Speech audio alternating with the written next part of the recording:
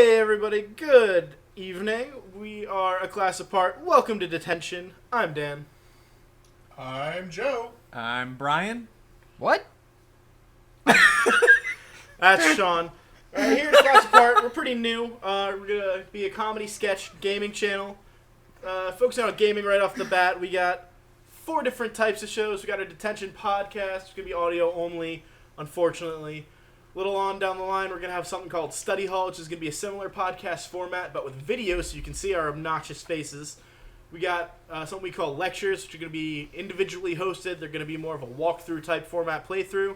And we have classes. It's going to be our group playthrough where everybody's going to be here. We're all going to be on the couch playing, passing the controller, messing around. Got some videos coming in that format for Dragon Age Inquisition right off the bat. Got some of those coming down the pipe. And the one we'll probably see the most of, it's what we're most proud of, we're going to call it Study Buddies. Those are our 2-person playthroughs. You got anything you can think of we can be 2-player with, or just, passing it back and forth between 2 people. Anywho, that's what we got kind of coming down the pipe in the near future. So what's on your mind, guys? Don't everybody jump in at once. Yeah. First We'll get episode. better, we promise. Live, everybody. Well, not by the time y'all are listening to this, but for us it's live. Yeah. So we are dusting off proverbial cobwebs. Any of us that have done this before. And people who haven't, we're still getting used to it. Either way, we'll go ahead and let's do a nostalgic game conversation. Like, what is one of your most nostalgic games that you can just play whenever you get the feeling for it? You know, you don't care that the graphics don't hold up anymore, or maybe the controls have been refined in other titles, but this one's your favorite. Do we want to go so far as to limit this to a specific generation of consoles, or just favorite old school experience game for individual person? Why don't we go ahead and keep it a little broad, just in case someone didn't have that particular console growing up, or just in general now. You know, for reasons related to why our name is a class apart. So, for those of you who don't know, which I imagine would be most of you at this point, the reason we have the name A Class Apart is we are quite literally an academic class apart. There are 4 founding members. We have 2 friends that we'll kind of be bringing in fairly regularly. Joe is the oldest of us by about 4 years. Then myself, the guy who's not here, unfortunately, his name's DJ, and Sean all came out of one class. And then we have Brian and Frankie, who's also not here tonight, unfortunately, and they're in another class. So it's about 3 or 4 years between each of us individually. And that's why we went with this adorable little academic theme. How adorable. Academic. So as far as themey. old school games go, I started with the Sony PlayStation 1. The first game I ever played was Spyro the Dragon. Specifically, Okay. Year the Dragon, the 3rd entry. That's That is fair. a brilliant game. I still have incredibly fond memories of it. Unfortunately, the series as a whole did not age well, and Spyro has since more or less died, even if you count Skylanders as a continuation of the series. So I guess the oldest game that I can consistently say I would go back to and play would probably be a tie between the original Star Wars Battlefront or the first Kingdom Hearts, both on the PlayStation 2. Kingdom Hearts, definitely. And on the subject of RPGs and Star Wars, Star Wars Knights of the Old Republic was a big one for me. I spent a long time on that game. Yeah. So it's a good game. that probably got me really big into sci-fi, along with, if we're going to talk PlayStation 1, obviously the Final Fantasy series, because that's a really big one for me. But yeah, the Knights of the Old Republic, I spent a lot of time on that game when I was a kid. For me, when I was younger, games were just on the family computer. So I played a lot of Heroes of Might and Magic 3. Yeah, I remember that one. The golden age of that series, definitely. Because the 4th game actually put the company 3DO out of business. It was too different for the people who had been on this series for a while. Really, if it had been if it hadn't had the brand name on it, it probably would have been fairly successful. But it was not. Something similar actually happened with the Command & Conquer series. They were doing really well. They had a whole bunch of offshoots. That's another good one. And then they got to their 4th entry, and they changed so much, and that was about the time where internet was becoming really commonplace, so they tried to connect everything and made the internet such a dependent feature that nobody bought the game. And of course, because that was probably early on in the days of incorporating internet into games and such. Good old days of dial-up. That being said, you know what was really cool? Branch off from the Command & Conquer series. I don't know if you guys ever played it, but there was a first-person shooter called Renegade. Not familiar with that. Yeah, no, me neither. What It was You're in your really own cool. Basically, the story of was you were a GDI commando. I think your name was like Havoc or something incredibly cliche like that. And you basically single-handedly take down the Brotherhood of Nod infrastructure in a few different places. And what was really cool is the last mission coincided with either Command & Conquer or Command & Conquer 2's GDI final mission, where you're storming the Brotherhood's main citadel. And you get to invade the base, and you hear the computers start going crazy, which became a plot point in one of those games, I remember. Is Nod's AI just went ballistic on people. And it was really cool because it also had vehicles in the game that you could hijack. That was right around when hijacking vehicles in first-person shooters were starting. So you had everything from machine guns to Nod laser and chemical blasters. Then you could get into stealth tanks, or the big-ass GDI mammoth tank with the 2 barrels sticking out the front. It was pretty cool.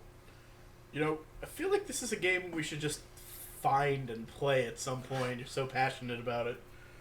And considering none of us seem to have heard of it, I think it'd be a great place to start with the shooting genre. If anyone would be interested in seeing a playthrough of this, you can leave a comment on this video.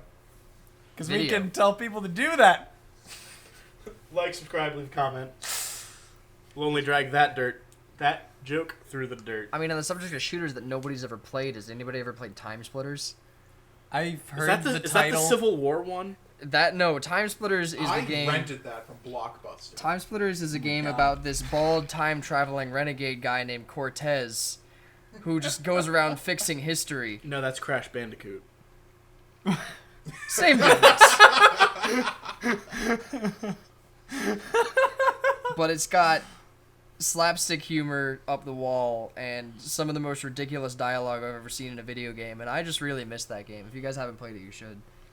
So it's like Chrono Trigger meets Conker's Bad Fur Day, and they handed them a gun. Yeah. I'm down. Fantastic. You're saving history, and we used to spend a lot of days playing multiplayer, fighting living sock puppets. So it's Bill and Ted with murder. Yeah. I am so down. Bill and Ted's Murder Journey?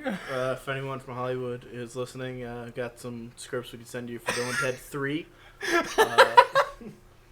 Stay tuned for that. It's going to have an R rating, though? I hope you're okay with that. No, but it's fine. The producers will then go ahead and recut the movie into PG-13, and for mass market, it'll be great. No.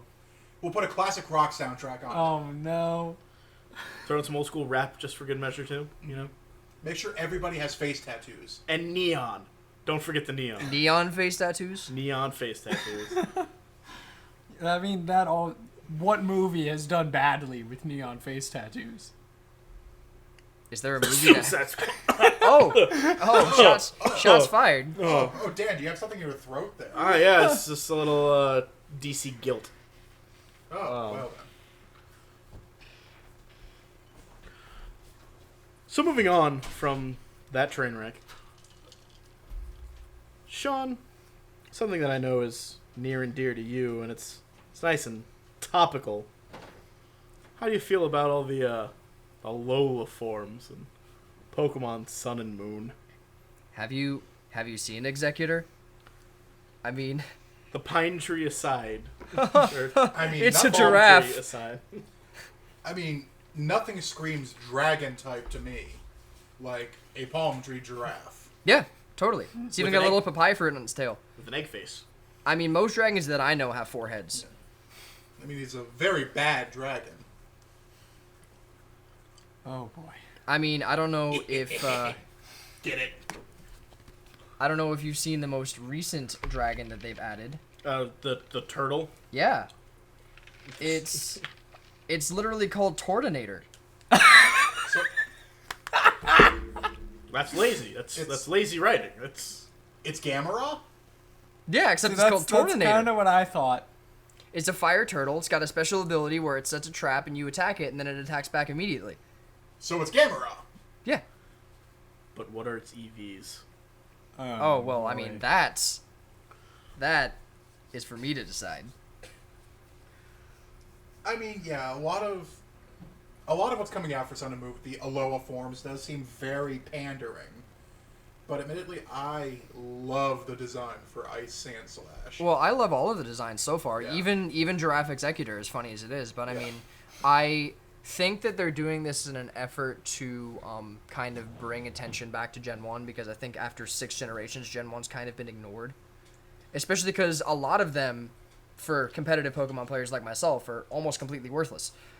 Save for a few exceptions. Those but- few being the ones that got Mega Forms in Gen 6. Yeah, I mean, to start there. But I mean, there are certain others. But answer this question. How does Vulpix evolve into Ninetales if it's an ice type now? Hawaii. I don't know. What? You get some pineapple, you put it on the pizza with some ham, you feed it to the Eevee, bam, ice. The Eevee? The Eevee? Which is a slang term for Vulpix, duh. I mean, in the original Japanese version. It's like one of those Street Fighter things where Oh. where Balrog, Bison, and Vega all switched names. I'm surprised you know about that. But yeah. Yeah. Joe did live in Japan at one point a long time ago. So, Yeah, so I know these things. And you can quote me, that is direct fact. Well, I would hope so, because it wouldn't be that difficult to do so, since this is a video audio thing that's gonna be on a mass media. Shut up, Ryan. I mean, if we're talking the new forms, I think that most of the ones that are competitively viable are anything that has a fairy typing to it, because the issue that I have with Grass Dragon is that it's 4 times weak to ice. Ooh. that's gross. I play grass And types. especially with Grass all of these new types. typings, ice type isn't exactly hard to come by anymore. Not to mention, you can teach Ice Beam to most viable special attack typers. Remember So, when Ice type mattered? Pepperidge Farm remembers. That's our daily meme. Oh, there will be many more to come. Anything that's a talking point or a selling point, we're shameless here. And on the subject of shameless, it's time for another wonderful shameless plug. Please stay tuned and hold out hope for the first part of our Dragon Age Inquisition game, where we spend a sizable amount of time building our character. who Our will go on beautiful, this- since DJ's our- not here, our beautiful daughter. The lovely, lovely Lady Godiva. Not to be nosy here, but did you send me a picture of that? I did. I Okay. did, in fact, send a picture of that. Isn't she gorgeous? Yeah, I mean, like, I just I could really smell the excitement that goes into that character creation. You know, like God only knows. God only knows. I think- Godiva only knows. No one's feeling that one? No one's feeling that one. Shut up, Brian. Man, We'll, I we'll- was proud of that. We'll cut these dead points out in post. No, we're not. You're right, we're not. We're all too lazy. We're lazy, And once again, and we need content. shameless. Shameless, and we need content. Yes. I mean, well, We Yes. apologize and acknowledge that all our early stuff is going to be absolute garbage. But hey, sometimes we're funny.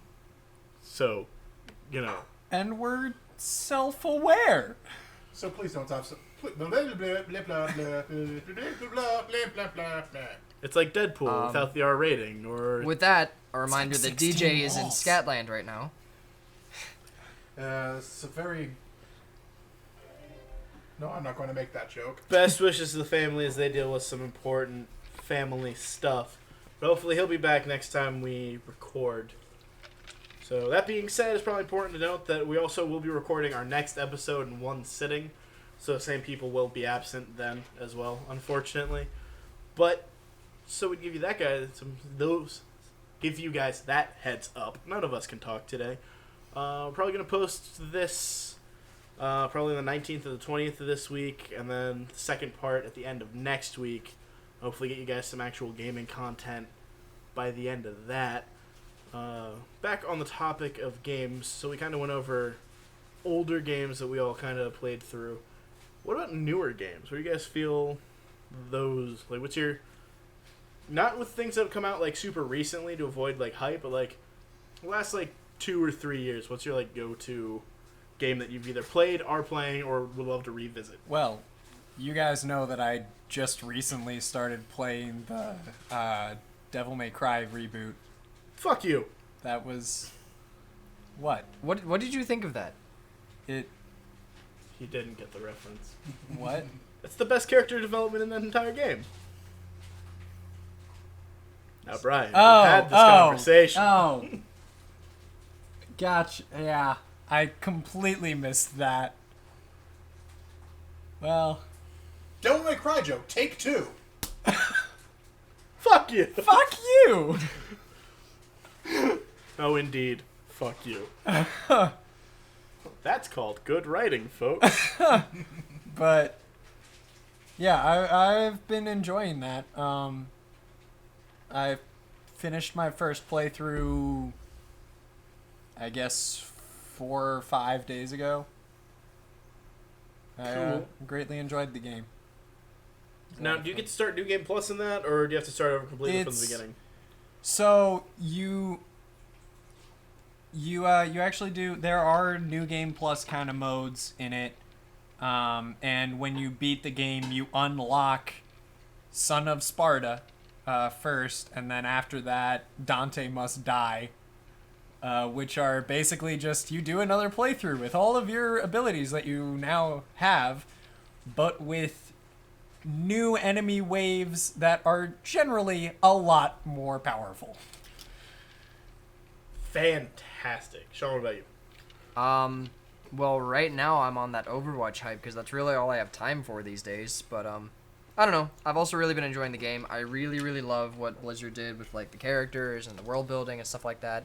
And there's a lot going on, even though the game is pretty much just like a simple sort of multiplayer thing with a few maps. I mean, it's just a really, really polished game. So I mean, I've been enjoying that because I've been on a really tight schedule these days, so the games are quick and stuff like that. But I mean, games in general, the big game that I finished recently was Dark Souls 3, because I'm a big fan of that series in general.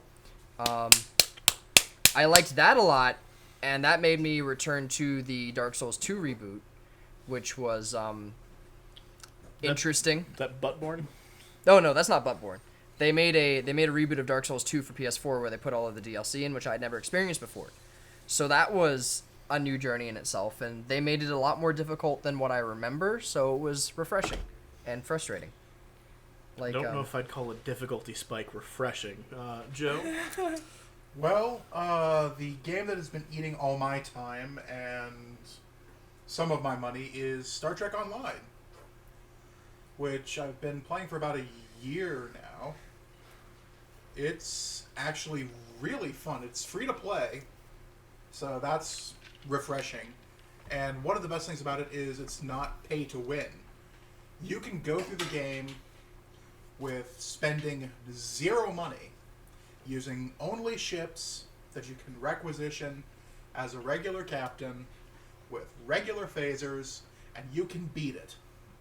It might not be as easy, but you can do it, unlike other, quote, free-to-play MMOs. One that comes to mind is Star Wars The Old Republic, which I loved when it came out, and I had my subscription for it. But when I started more prioritizing my money and decided to put that towards other things besides my subscription, you lose a lot of the benefits. Like, you can't use certain items that you've picked up, you lose some storylines, and all this other stuff. I don't have those problems with Star Trek Online. That being said, I have spent money on the game to get a few different ships, different power-ups and weapon effects, but I've made that decision on my own. I've decided to enhance my gameplay with that. So I really enjoy that. It also picks up a lot of storylines that kind of went nowhere in the different series. Like, I remember there was this one episode of The Next Generation. It is freaking terrifying because Starfleet Command is taken over by these little parasites that go into the back of your neck, and then there's this horrifying part where a dude blows up and there's this alien queen inside of him. So Picard and Riker then have to shoot the alien queen. And they find out that it sent a signal out to an uncharted part of space. And they never talk about it again. Spoilers? Question mark? For a show that's been out for almost 30 years. Yeah, it is great. It is just like this great delve into horror in a show that's normally not that spooky. But that comes back in Star Trek Online. And they have other things where they just pick up these storylines that got dropped off, and then they go and they make this new storyline. And it's really fun. I recommend it to anybody looking for an MMO that doesn't want to pay every single month. Fair enough. Nobody likes to pay extra money for games they just want to play to have fun. Now, my personal burden is a game that I hold near and dear to my heart. It's a series of games, more like it's the Mass Effect franchise. Played through those several times. I'm currently working on my way through it again as a different character class, Infiltrator this time. Infiltrator is best. It's much better in Mass Effect 2 than it was in Mass Effect 1, when the sniper rifle, all it did was float everywhere. And as Teep was fond of telling me, it looked like I was shooting people in the dick all the time. I mean,